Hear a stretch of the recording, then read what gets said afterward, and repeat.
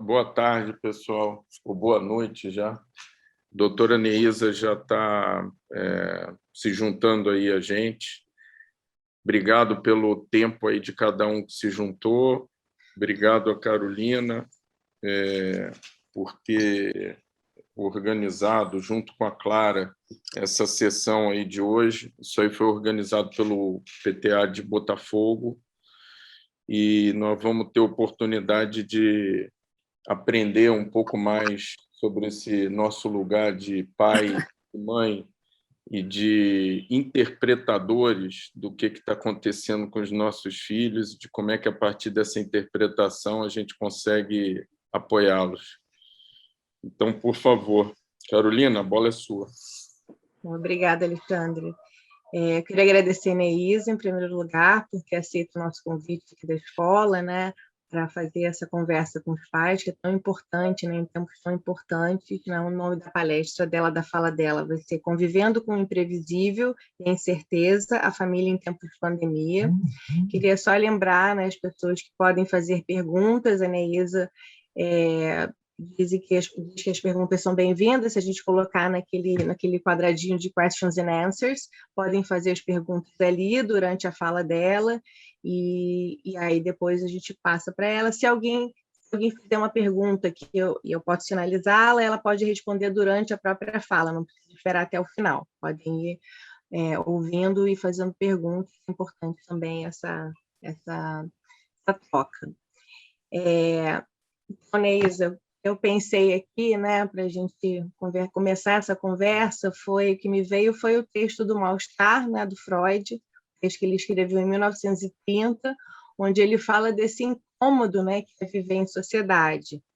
E a gente já estava bastante advertido disso em 2020, mas quando a gente foi pego pela perna por um vírus que causou bastante devastação física, psíquica e social para todo mundo, para todas as famílias, para as crianças, para os pais, e fez com que a escola, que eu considero um lugar de vida, né, fosse também afetado e as crianças, com o distanciamento da escola, fossem afetadas, né? Foram várias restrições impostas pelo coronavírus, né? Restrições em relação ao contato com o outro, restrições em relação à liberdade, né? Nossa liberdade de ir e vir, restrições relacionadas à nossa privacidade. A gente começou a compartilhar espaços que antes a gente não compartilhava de forma tão pungente, e principalmente restrições em relação a nossos planos e expectativas de futuro, né? E isso, né, afeta e afetou e vem afetando as crianças e as famílias, e aí o nosso convite para você vir aqui conversar com a gente sobre como é que a gente pode ajudar, como as famílias podem ajudar as crianças diante desse cenário. Há esperança? Com a palavra, Neísa. Boa noite a todos. Eu queria agradecer à Escola Britânica, ao PTA, ao PTA e à Carolina esse honroso convite para poder conversar sobre esse momento que a gente está vivendo agora. Eu conversei um pouco antes da gente começar, como eu penso que é importante haver o que a proposta do PTA faz, que é o compartilhamento e a comunicação. Não existe saúde sem comunicação. Não existe possibilidade de saúde sem essa experiência de troca. Nesse aspecto, né, nós já estamos realizando um movimento terapêutico nesse encontro, né? Vamos lá, vamos conversar um pouco, e como a Carol colocou, quem quiser perguntar alguma coisa, não necessariamente precisa esperar o final, pode colocar na question and answers e alguém passa para mim. Vamos lá. Eu chamei desse primeiro momento do não encontro entre o ambiente e as necessidades humanas. O coronavírus chegou, de repente, e ficou. E passamos a ser assombrados por uma presença invisível e ameaçadoramente mortal, com o temor do contágio, com medo das consequências da doença, e tudo isso que deriva, direto ou indiretamente. O que era conhecido deixou de ser. As antigas rotinas não existem mais, e não só o meio deixou de ser confiável, como ele se mostra potencialmente letal. O sociólogo britânico Anthony Giddens, ele fala alguma coisa muito importante. Ele disse que é fundamental para uma sociedade ela poder ter uma experiência que ele denominou de segurança ontológica, e que ele define como aquele sentimento necessário de estabilidade em termos de si mesmo, da sua identidade, do seu entorno, e que isso fica enraizado e que enraiza o indivíduo e permite a ele viver com relativa tranquilidade. Então, evidentemente, estão fora, né, a todas aquelas situações de guerra, terremoto, acidentes da natureza, revoluções políticas, doenças, epidemias, tsunamis, quer dizer, tudo aquilo que transforma o ambiente, que antes era algo minimamente confiável, numa ameaça.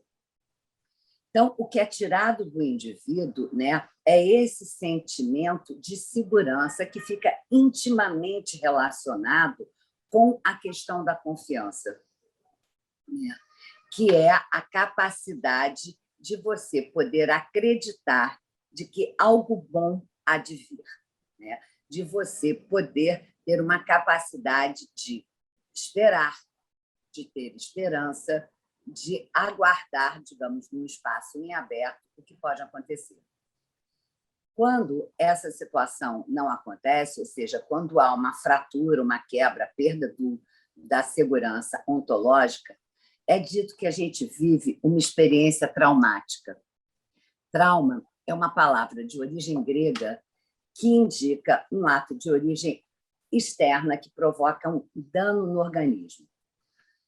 Só que eu vou usar aqui, mais especificamente, o conceito de trauma como um acontecimento que ele se mostra impossível de ser metabolizado. Ele se torna impossível de ser assimilado emocionalmente. E quando ele é impossível de ser assimilado emocionalmente, a resposta do indivíduo nessa situação traumática é o de imobilidade, paralisia, congelamento, paralisação, ou, se for demasiadamente grande, até uma experiência uma vivência de morte. Então, traumático é tudo aquilo que quebra, tudo aquilo que fratura, tudo aquilo que interrompe. Viver é um processo, né? Amadurecer é um processo. Então, traumática vai ser aquela situação onde o viver, o amadurecer, o crescer se torna, se não impossibilitado, pelo menos terrivelmente doloroso e fragmentado. Tá? Estou tentando contextualizar. E a gente, nos dias de hoje, vive praticamente tudo isso, né? Foi nos tirada a capacidade de confiar. A gente vive um momento de precariedade, de incerteza, de uma imensa vulnerabilidade. Nós temos, eu nem sei a consequência, estou colocando assim muito claramente, de toda essa geração, em especial desde a educação infantil, de crianças pequenininhas que são ensinadas a tomar cuidado e a ficar vigilantes no contato interpessoal. Então, a experiência basal de contato, de socialização que toda criança precisa ter e construir, ela já está sendo vivida de uma forma distorcida. E, provavelmente, isso vai aparecer mais tarde nessa capacidade de confiar, da confiança. Bem, diante disso tudo, eu vejo como a gente tendo vivido o fim de uma era. O filósofo Harari, israelense, Yuval Harari, ele tem um livro excepcional, que eu recomendo. O primeiro é o Sapiens e o outro é o Homo Deus. E o Harari, quando ele escreveu o Homo Deus, ele colocava que no século XXI, nós, homens, já estávamos vencendo, de uma maneira geral, a fome, a doença e a guerra. Que agora, então, nós, sapiens, sábios, pretensamente, teríamos como meta através da biotecnologia, do desenvolvimento da ciência, como meta a imortalidade, a felicidade e a divindade, né? E aí veio o Covid e desfez e jogou, mas eis que chega a roda viva e carrega o destino para lá. O Covid desfez essa fantasia de que a gente já tinha o controle sobre as doenças e a maioria das doenças, né? E o medo e incerteza em relação ao futuro retornaram, trazendo consigo esse sentimento de uma consciência imensa da nossa finitude, da nossa vulnerabilidade. E é isso que eu coloco como tendo sido um divisor de águas, uma ruptura, o fim de uma era. O conceito de era é exatamente isso. Era é quando tem um período temporal onde há uma ruptura radical que demarca o fim e o princípio de uma outra forma de viver, de uma outra organização psicossocial. Por exemplo, a Revolução Industrial, ou o final da Idade Média, né? Ou quando nós passamos de caçadores, né, para coletores, ou depois para agricultores. E nós vivemos um momento onde eu escolhi uma outra era para conversar com vocês, o fim de uma outra era, que aconteceu, pode passar, Carol, há 65 milhões de anos atrás, quando um asteroide atingiu a Terra na Península do Yucatán. E o resultado foi devastador. Ele serviu de gatilho não só para uma série de mudanças climáticas, como uma série de mudanças em todo o planeta. Não só os dinossauros pereceram, como os paleontólogos indicam que a mortandade foi da ordem de 93% das espécies de mamífero desapareceram, pereceram, vítimas do meteoro e das consequências do impacto. Muito bem. Apenas 7% sobreviveu. E aí vem a pergunta que vai combinar com o que a gente está conversando, quem foram esses 7%? Que especificidades ou que características esses 7% tinham?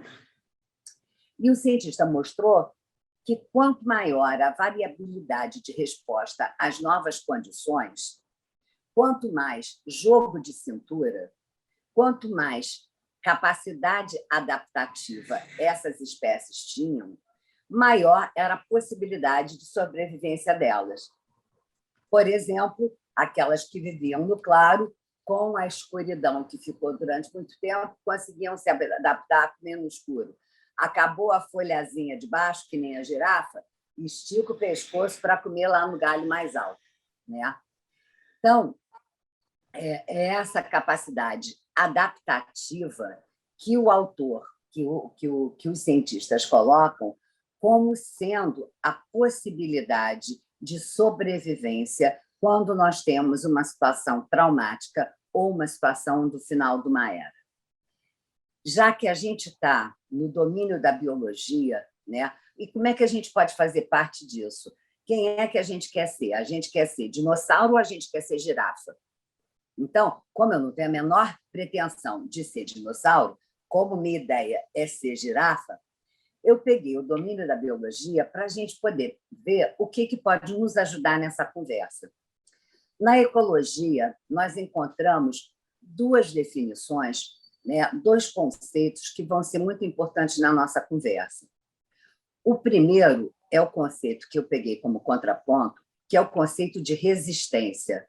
Ou seja, resistência é a capacidade que um sistema tem de manter a sua estrutura e funcionamento após um distúrbio. Se esse distúrbio for demasiadamente grande, já sabe que a resistência não adianta nada.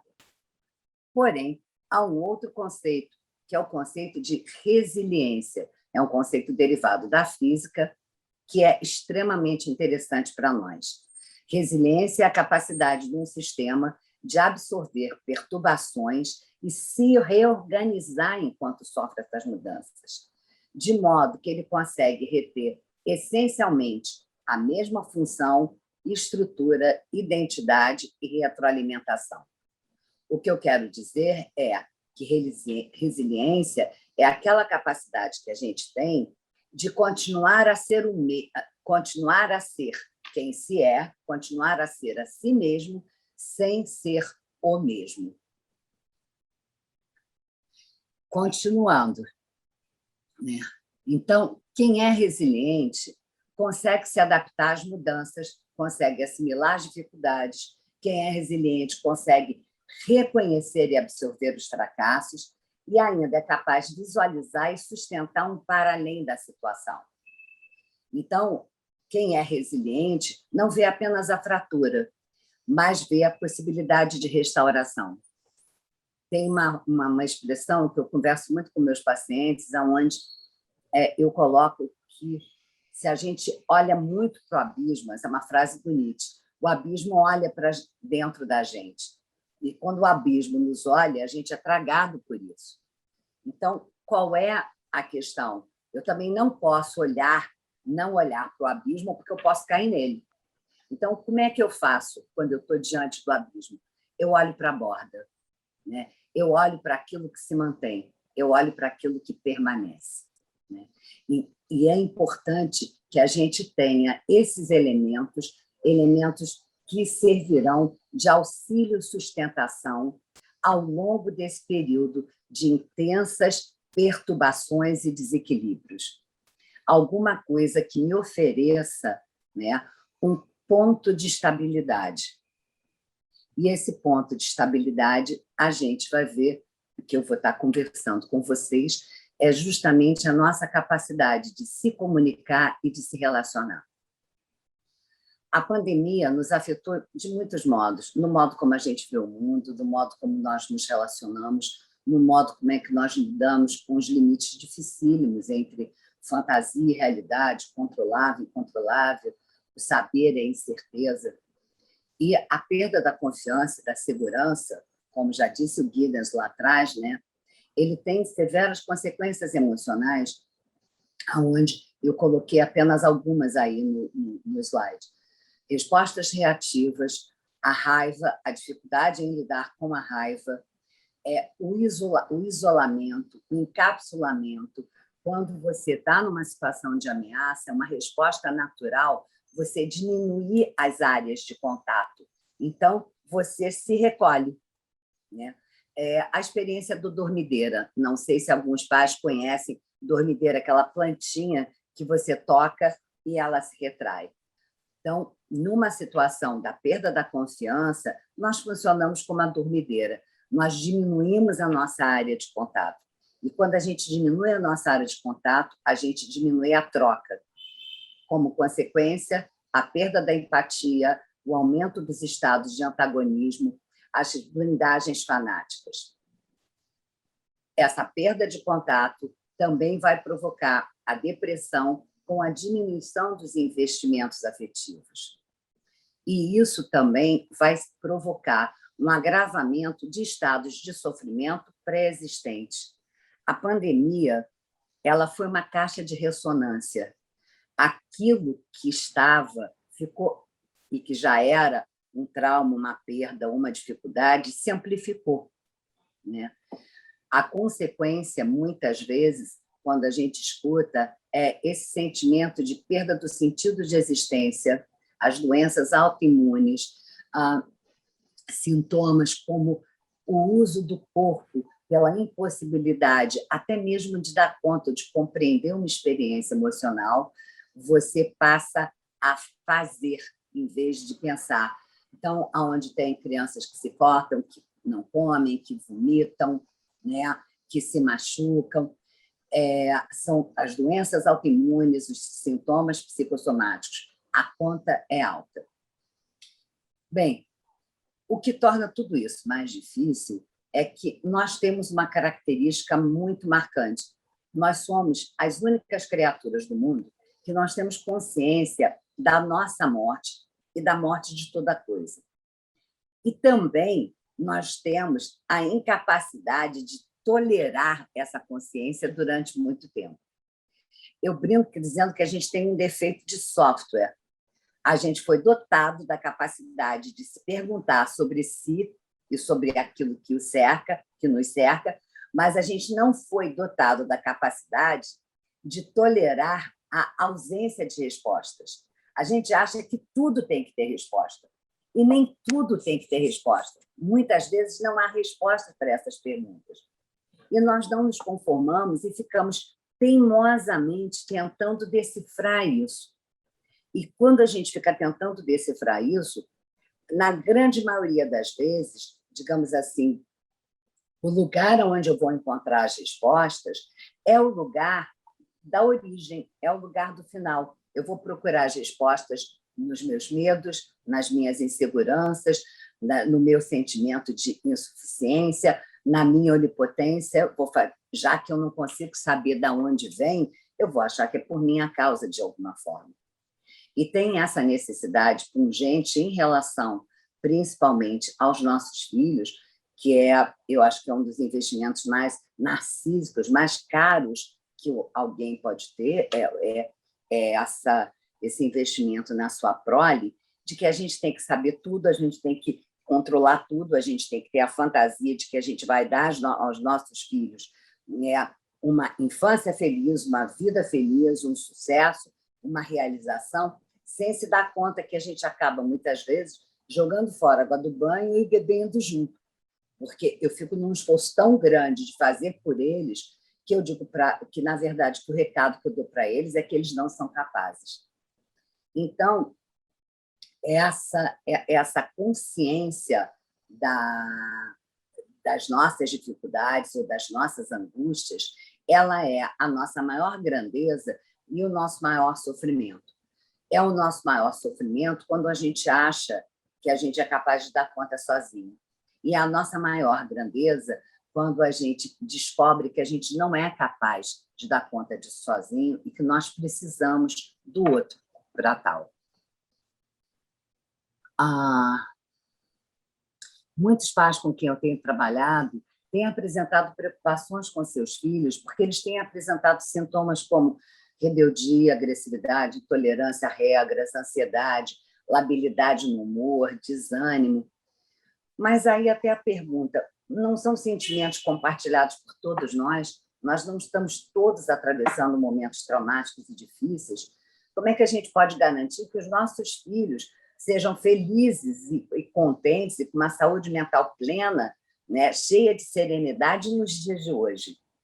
Muitas vezes, em especial com as crianças pequenas, os pais comentam, não, mas a gente não comenta nada com ele. Estou me lembrando de uma situação onde um menino, por volta dos seus 10, 11 anos, ele começou com sintomas psicossomáticos graves, vomitando sem parar, ele estava com sintomas gástricos muito graves, e ele já tinha sido meu paciente, os pais me procuraram no ano passado, na pandemia, e comentaram sobre a aflição e a preocupação deles a respeito de tudo, do trabalho, da situação onde eles se encontravam.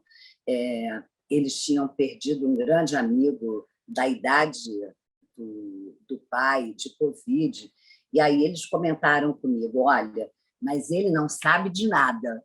E eu fiquei rindo. Eu falei, olha, não tem como alguém que mora na mesma casa não saber de nada. Você sabe de tudo. Pode até não saber de uma forma literal, mas existe uma coisa entre todos os membros de uma família que eu chamo de Bluetooth. É a comunicação por Bluetooth. Não sabe exatamente o que aconteceu, mas sabe o que esse menino tinha percebido.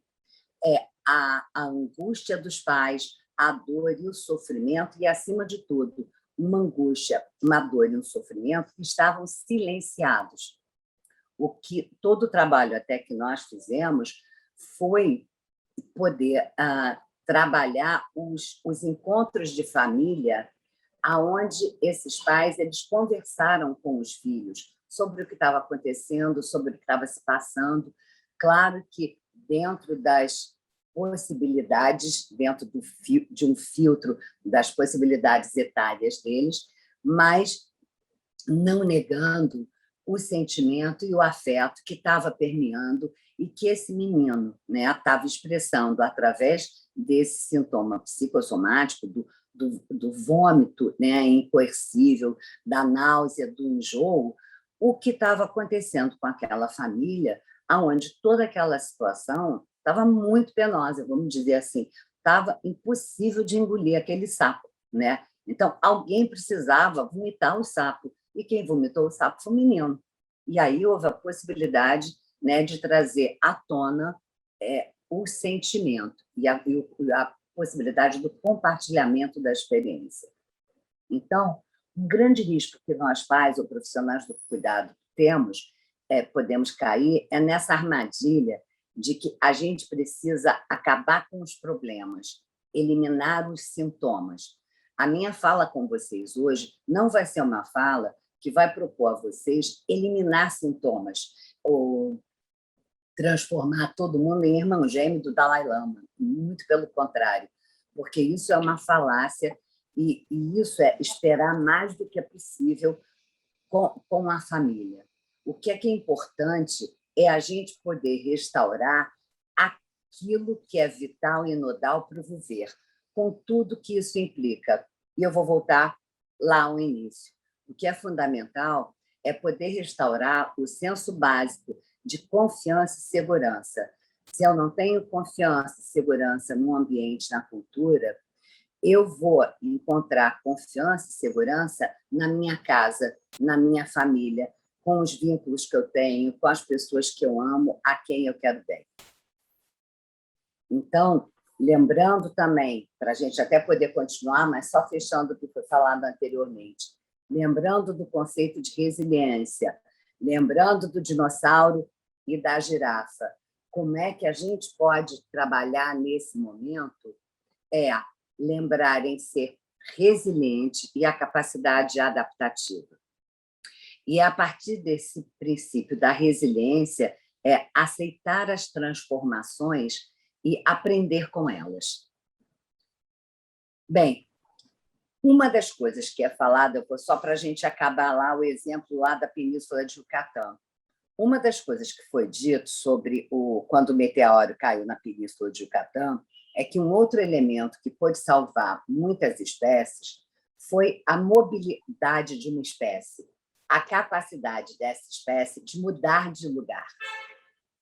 Eu vou trazer isso como uma analogia para nós, não no sentido literal, mas no sentido relacional ou no sentido da perspectiva. Se a gente não pode mudar de lugar, de uma maneira geral, a gente pode mudar de olhar.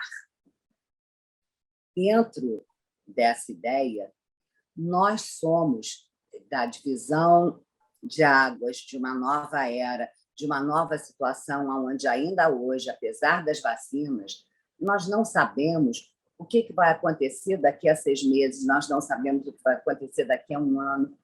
Nesse último ano e meio, a cada momento, a cada 3, 4, 5 meses, nós estamos tendo experiências de tentativas de adaptação. Por exemplo, em relação à escola, é presencial, não é presencial? Quais são os protocolos, quais não são? Quem é que eu posso encontrar, quem é que eu não posso encontrar? E todo esse trabalho ele é feito em cima do ensaio e erro. Em cima disso, um psicanalista bastante conhecido, chamado Christian Dunker, ele falou algo que eu considerei muito interessante. Ele disse assim, depois da pandemia, todos nós viramos migrantes. Ou seja, nós saímos de um lugar anterior e a gente está para um novo lugar, onde a gente está tendo que aprender tudo. Então, o migrante, ou o conceito de migração, é essa experiência de um arrancamento, de uma modificação do ser, de uma troca de um ambiente para o outro, né? E a gente poder perceber que esse fato migratório ele oferece uma ressonância particular, porque as reorganizações elas se dão num contexto onde não é só a questão objetiva, mas há emocionalmente uma desestabilização. Então, eu só estou enfatizando de que, na situação da pandemia do Covid, vocês vejam, nós tivemos o trauma ambiental, nós temos o trauma relacional e, na nossa função como pais, nós temos também um trauma migratório, onde nós não podemos mais ser aqueles pais que nós éramos antes. Se ser pai já é difícil, quanto mais ser pai numa situação que é absolutamente nova e desconhecida. Então, é como se realmente nós tivéssemos saído daqui e fôssemos morar no Cazaquistão. A gente vai ter que aprender esses novos modos de relação, esses novos modos, não só para nós, como ajudar os nossos filhos a se inserirem nessa nova cultura. Então, ele é um fator que complexifica essa função parental. Ele dá uma ressonância maior e é um lugar, né, de estar, vamos chamar, a parentalidade de ser pai, que é um lugar de uma múltipla vulnerabilidade, né? Haja jogo de cintura justamente para você desenvolver a capacidade adaptativa para você dar continuidade a essa relação razoavelmente bem. Falando dos pais, independente da pandemia, a função dos pais ela é cansativa, cotidiana, não tem glamour de cinema, embora seja também muito prazerosa. Mas pais são amados, exigidos, sugados, tratados muitas vezes sem um mínimo de consideração, até porque se acredita que pai não precisa de nada, ele tem que dar tudo, mas é muito difícil você ver a vulnerabilidade do pai. Nós somos desafiados, enganados, odiados quando proíbem ou punem, e muitas vezes só são apreciados quando permitem ou presenteiam. Pai, ainda por cima, tem que cuidar, educar, dar carinho, limite, bronca, recompensa e castigo, né? E filho precisa de pai para tudo isso. Um pai vai precisar sempre exercer uma dupla função, que eu vou querer me demorar um pouquinho. Uma dupla função que é a de acolhimento e continência. Tem um psicanalista inglês que eu gosto muito do trabalho, que eu sigo muito a linha do trabalho, que ele descreve essa função parental com uma expressão inglesa que eu acho que ela é absolutamente perfeita, que é holding. Então, to hold, ele implica nessas duas funções. To hold é sustentar, mas também to hold é conter. Então, é um lugar de sustentação de tensões, aonde você precisa de uma adaptabilidade, uma maleabilidade de se dispor a ocupar esse lugar de acordo não com o seu desejo, nem mesmo com o desejo do seu filho, mas com aquilo que ele precisa. E, para isso, a gente precisa ter um instrumento sempre sintonizado, que é a base da minha conversa aqui com vocês hoje, que é a escuta. Eu defino escutar como a capacidade de ouvir mudando de lugar. Eu ouço se eu estou aqui. Eu escuto quando eu me ponho no lugar do outro na hora em que ele fala alguma coisa. É muito comum adolescentes e crianças falarem assim, eu sempre estimulo muito o diálogo e a conversa, e algumas crianças dizem assim, não vou falar com meu pai, não. Eu digo, por que você não vai falar com seu pai? Porque meu pai não conversa, meu pai dá palestra. E eu sei que, recentemente, os adolescentes eles têm até uma expressão agora, que é palestrinha. E palestrinha implica e denomina exatamente essa ânsia parental de ministrar as pérolas de sabedoria em relação a como a criança o adolescente deve conduzir a sua vida, quando, acima de tudo, o que eles mais precisam é serem ouvidos, é serem escutados. Tem uma outra, né, Isa? Só para te interrompendo. Lembrei de uma outra que eu estou acostumando a ouvir agora no consultório e na escola, que é dar BO. Dar BO significa isso, dar palestrinha. Ou seja, não escutar, só falar, né? Dar BO? BO, boletim de ocorrência. né? Então, o pai ele não escuta, ele dá o BO. Já escuto isso de algumas crianças. Eles são incríveis, eles inventam coisas. Eu adoro essas expressões. Muito bem. Então, como é que a gente fica, como é que a gente está nesse lugar absolutamente difícil, aonde eu não tenho regra, eu não tenho norma, embora tenha sempre alguém muito disponível para dar conselho. Amigo, sogra, mãe, tem sempre alguém para dizer por que você não faz, ou por que você, por que você, por que você. Então, e trazendo para o pai esse sentimento de que como é que eu vou saber se o que eu estou fazendo, se isso é certo ou se é errado.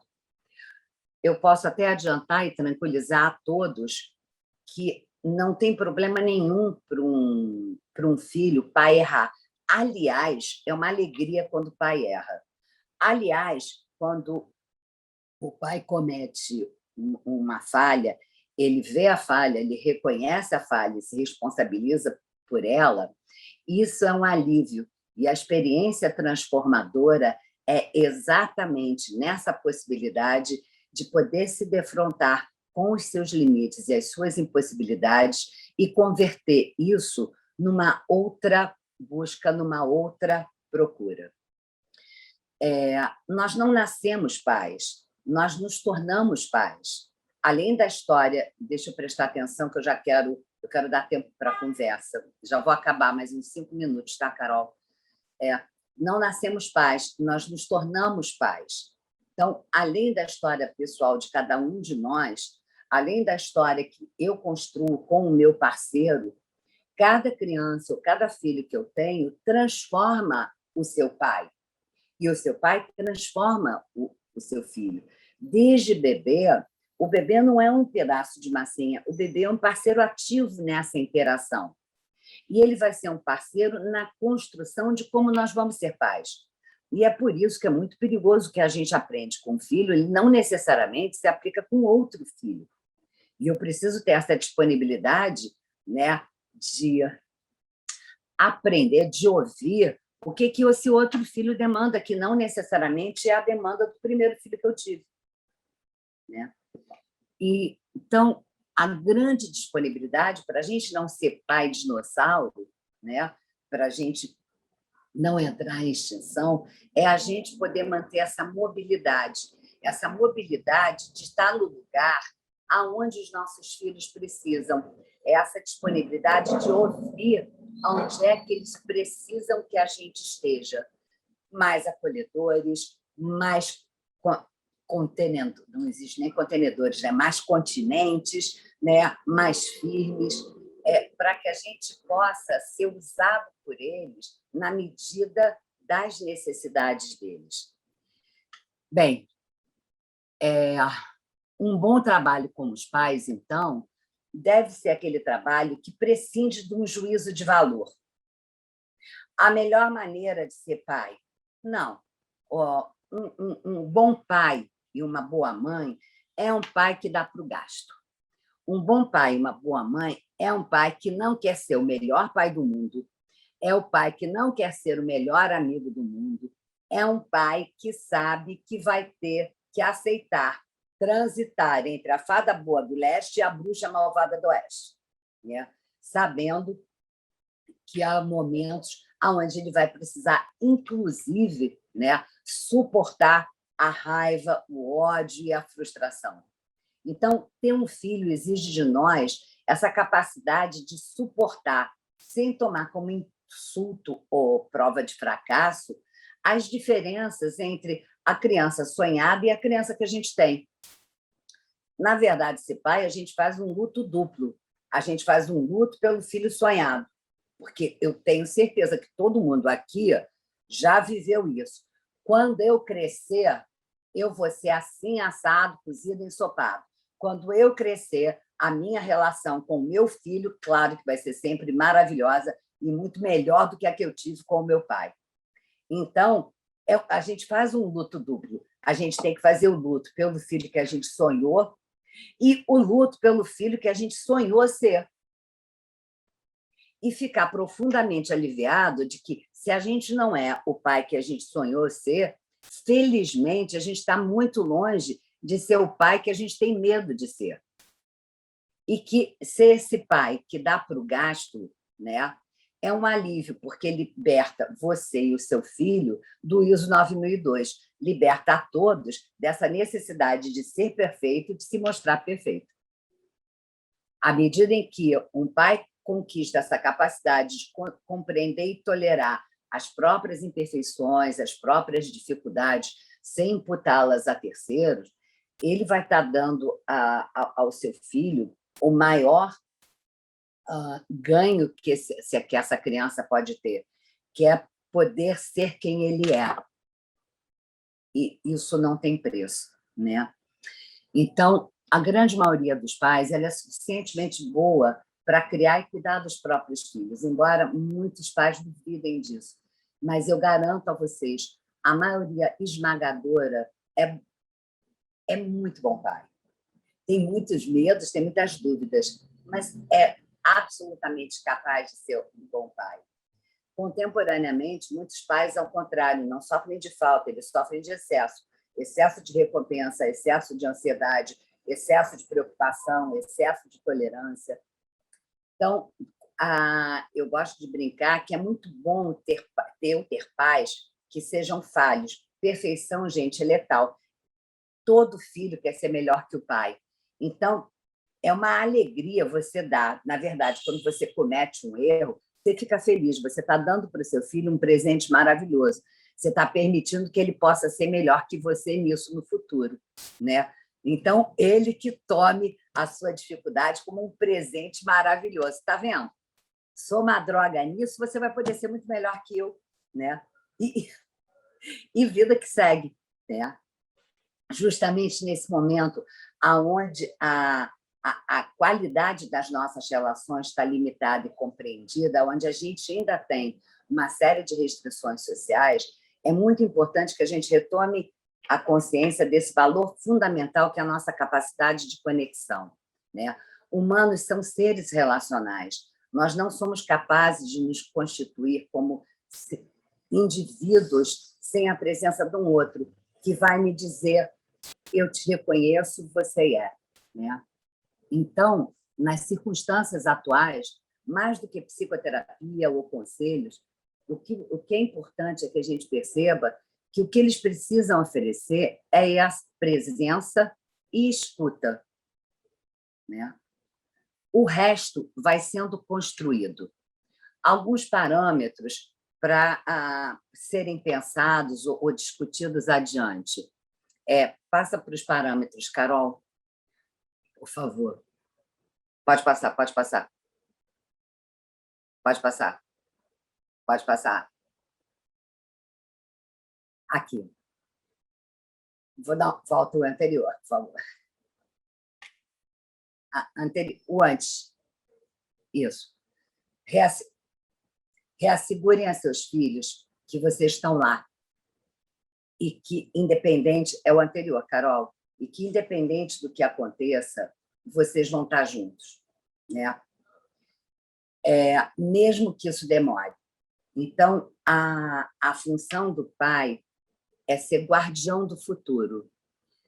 O filho está seu filho, ou quando nós somos jovens, a gente não tem essa capacidade, né, de fazer uma projeção muito ampla para o futuro.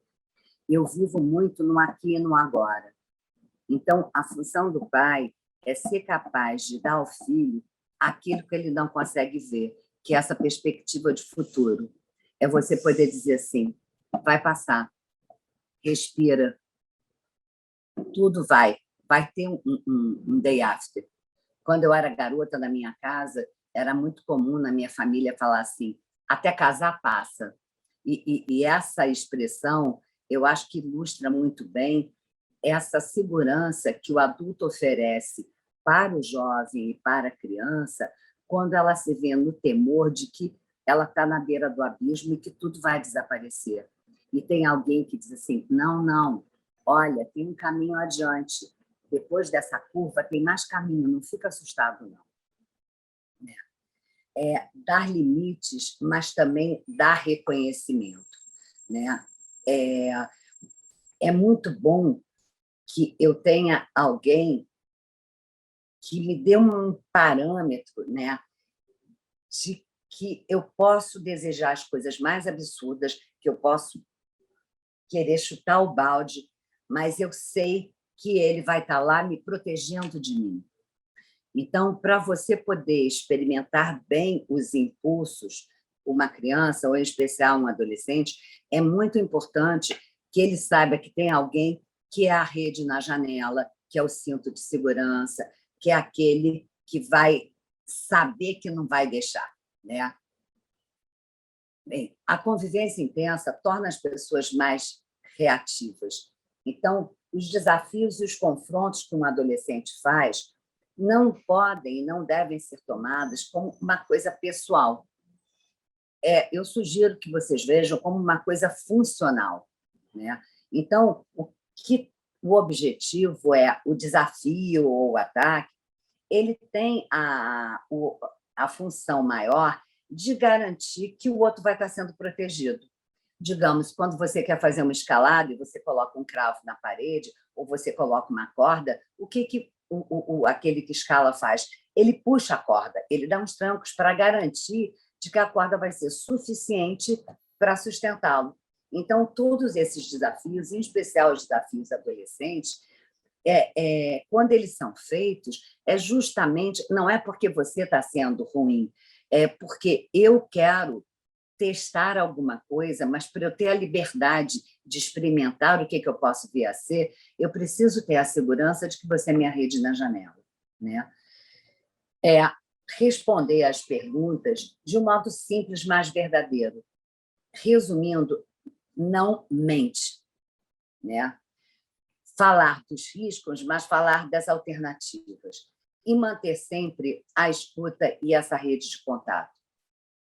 Algo que é muito importante, principalmente quando tem algum elemento da família que está sofrendo, está num momento mais adoecido, a rotina é uma experiência fundamental. Você manter elementos concretos, literais e objetivos de uma continuidade. Quem teve filho pequeno, lembra quando os nossos filhos pediam que a gente contasse uma mesma história repetidamente, vezes e vezes e vezes, e quando a gente até errava uma parte, eles corrigem-se. Não é assim, não, você pulou essa parte. E queriam que a gente contasse exatamente a história. É essa experiência, estou voltando lá atrás, da confiabilidade que dá continuidade. Então, nesse momento, é muito importante que a rotina, que o hábito, que a consistência na conduta seja o fio condutor. Isso não é camisa de força. Isso é o que pode ajudar a restaurar um senso de segurança. Você ajudar o seu filho a organizar os dias, preservar a diferença entre fins de semana. Olha, não vai estudar deitado, não vai estudar dormindo, você vai acordar, você vai tomar seu café, você vai sentar na mesa, poder oferecer ao seu filho essa continência, em especial no momento quando ele se sente mais perdido, né? Procurar novas formas de contato e descobrir, por exemplo, as alegrias do mundo analógico, né? Então, os jogos de salão, ou formas de controle, ou ir para a cozinha cozinhar, criar situações de encontro, evitando o isolamento, onde cada um fica no seu quarto, com a sua tela, com o seu tablet. Estou acabando. Punição não é retaliação. Limite é necessário. E limite precisa, e o castigo é preciso que ele se relacione com o senso de responsabilidade que os atos da pessoa têm consciência. Outra coisa, não ser educador full-time. Ninguém precisa de educador full-time. Tem o seu tempo consigo sem culpa, permita o tempo do nada, fazer nada é uma maravilha. Não corrige tudo, escolhe que batalhas travar, né? Enfim, terminando, né? Eu encontrei uma frase primorosa do Einstein. No meio da confusão, encontra a simplicidade. A partir da discórdia, busca a escuta e a harmonia. No meio da dificuldade, reside a oportunidade. Então, é poder não temer as experiências e funciona, continua. Não funciona, a gente tenta outra coisa e acredita no dever. Muito obrigada a todos.